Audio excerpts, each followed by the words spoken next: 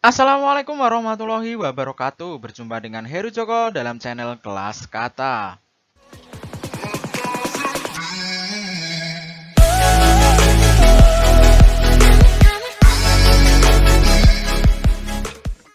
Pada video ini saya akan melanjutkan pembahasan 189 soal pretest PPG untuk pedagogik dan bidang bahasa Indonesia.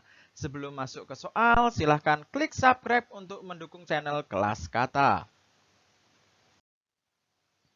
Soal ke-12. Banyak orang tidak menyukai buah yang satu ini.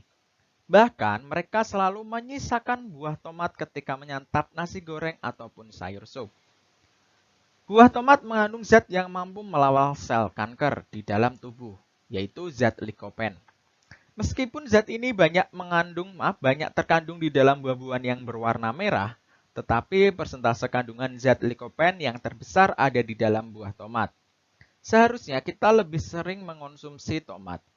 Kalimat yang tidak memperhatikan kohesi pada paragraf di atas adalah kalimat ke.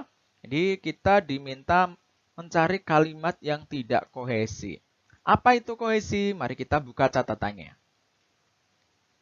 Kohesi adalah keterikatan antar unsur dalam struktur sintaksis atau struktur wacana yang ditandai antara lain dengan konjungsi, pengulangan, penyulihan, dan pelesapan atau hal-hal sintaksis lainnya. Secara sederhana, saya mengartikan kohesi itu adalah keterpaduan bentuk antar kalimat dalam wacana atau dalam teks. Jadi, dilihat dari kesamaan bentuk kalimatnya di dalam teksnya. Baik, kita lihat kalimat pertama. Banyak orang tidak menyukai buah yang satu ini. Ya, ini. Bahkan mereka selalu menyisakan buah tomat. Jadi ini yang dimaksud itu adalah tomat.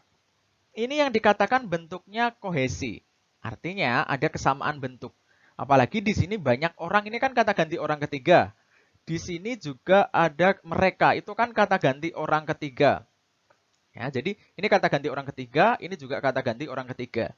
Jadi kalimat satu itu kohesi dengan kalimat kedua. Kita lihat yang nomor 3. Buah tomat mengandung zat yang mampu melawan sel kanker di dalam tubuh, yaitu zat likopen. Di sini ada kata zat likopen ya. Meskipun zat ini yang dimaksud adalah likopen. Jadi kalimat nomor 3 dan kalimat nomor 4 mendukung. Artinya memiliki kesamaan bentuk. Jadi nomor 3 dan nomor 4 ini saling berkaitan. Ya. Yaitu bentuknya apa? Sama-sama membahas tentang zat likopen ini. Ya, jadi nomor 3 ini sama dengan nomor 4. Ya. Tetapi nomor 1, 2, 3, dan 4 ini saling berkaitan. Nah, sedangkan nomor 5 ini adalah kalimat yang tidak kohesi. Karena apa? Di sini ada kata kita.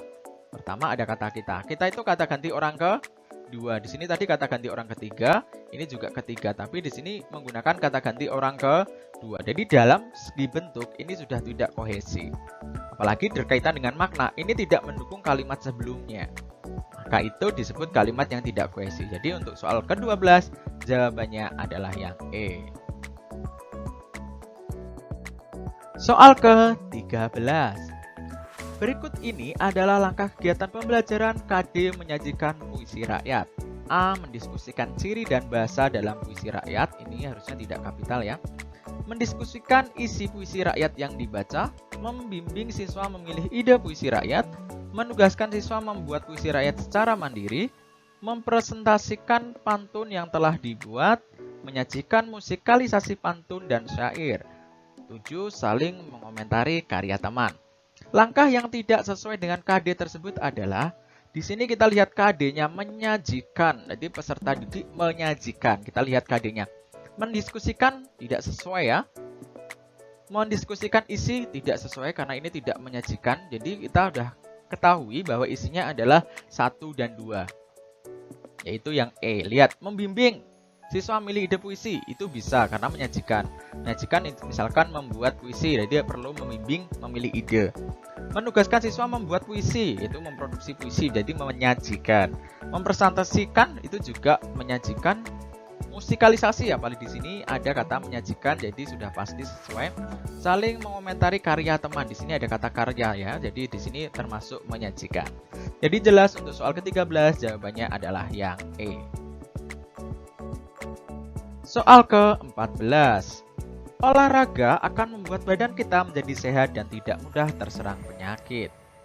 Fisik orang yang berolahraga dengan yang jarang atau tidak pernah berolahraga sangat jelas berbeda. Contohnya, jika kita sering berolahraga, fisik kita tidak mudah lelah. Sedangkan yang jarang atau tidak pernah berolahraga, fisiknya akan cepat lelah dan mudah terserang penyakit. Biasanya, orang senang olahraga rekreasi.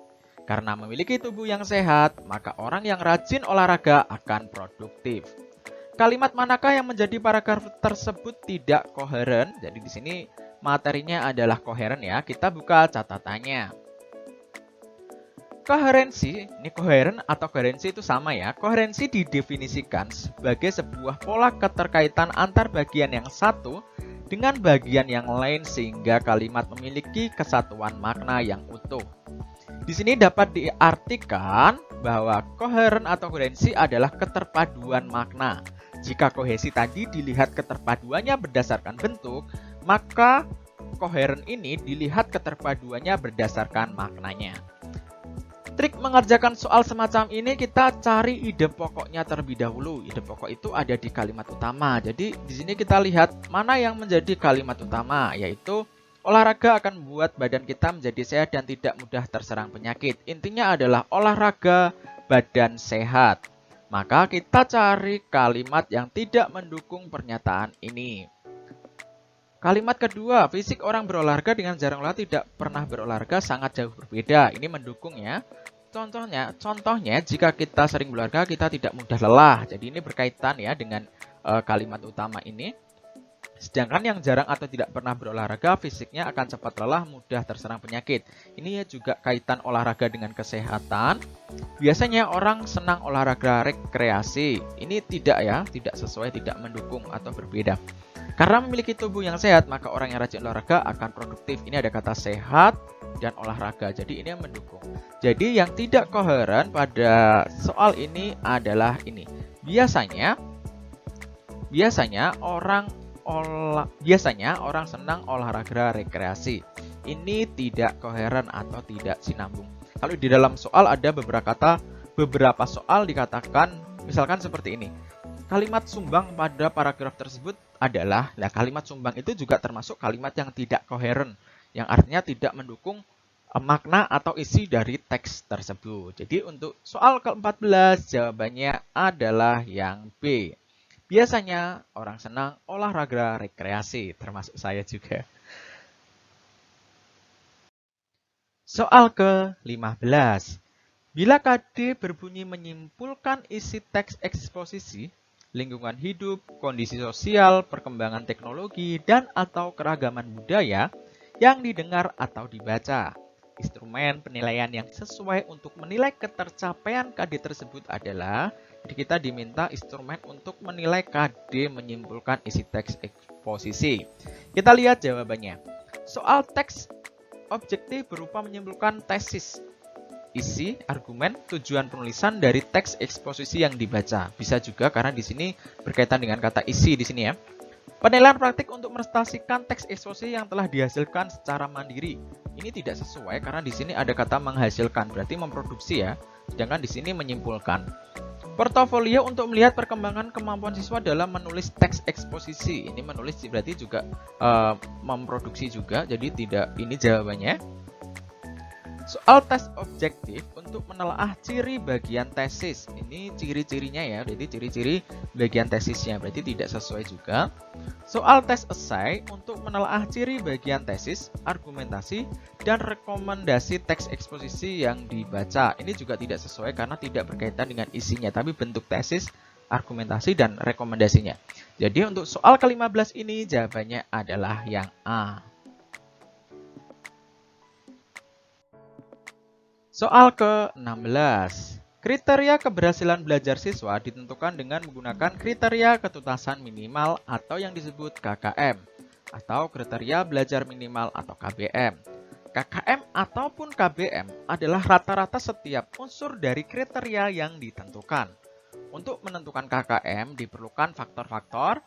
Jadi diminta untuk mencari faktor untuk menentukan KKM atau KBM. Kita lihat kemampuan guru, tingkat kesulitan kompetensi dasar dan intake siswa.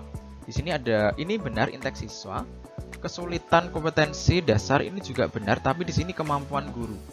Ya, kemampuan guru di sini tidak sesuai. Kemampuan guru termasuk tapi kurang lengkap di sini. Yang B, kompleksitas indikator benar. Daya dukung benar. Kemampuan guru lah. Kemampuan guru ini termasuk daya dukung. Ya, jadi di sini salah. Ya, ini salah. Kompleksitas indikator benar, kompleksitas itu kesulitan indikator, daya dukung itu benar, dan intake siswa. Nah, benar. Jadi jawabannya adalah yang C. Kita lihat yang D letak kesalahannya di mana? Kemampuan guru, sarana prasarana, dan intake siswa. Intake siswa ini benar ya. Kalau sarana prasarana dan kemampuan guru itu termasuk dalam daya dukung. Jadi ini salah dan ini salah. Daya dukung benar, tingkat kesulitan ini yang termasuk mungkin ke tingkat kesulitan indikator ya, benar. Kemampuan guru lah, kemampuan guru ini juga termasuk daya dukung. Jadi ini salah. Untuk soal yang nomor 16 ini jawabannya yang benar adalah yang C. Soal ke-17. Berdasarkan data hasil evaluasi pembelajaran tentang memahami teks anekdot, ternyata hasilnya tidak maksimal. Dari 30 siswa dinyatakan belum tuntas 15. Sehingga mengikuti program remedial. Sedangkan yang dinyatakan lulus sejumlah 15 orang mengikuti program pengayaan. Kegiatan pengayaan untuk 15 dapat dilakukan oleh guru dengan cara A. Mengadakan pendalaman materi terkait dengan KD, B. Melanjutkan materi pada KD selanjutnya, C. Memberi tugas mengerjakan lembar kerja siswa, D. Diberikan bahan ajar berupa modul, E. Digabung dengan siswa yang belum tuntas ikut remedial. Baik, konsep remedial itu seperti ini. Jika ada siswa yang remedialnya di bawah 20%, maka dilakukan remedial secara individu atau perorangan. Jika 20% sampai 50%, maka dilakukan remedial secara kelompok.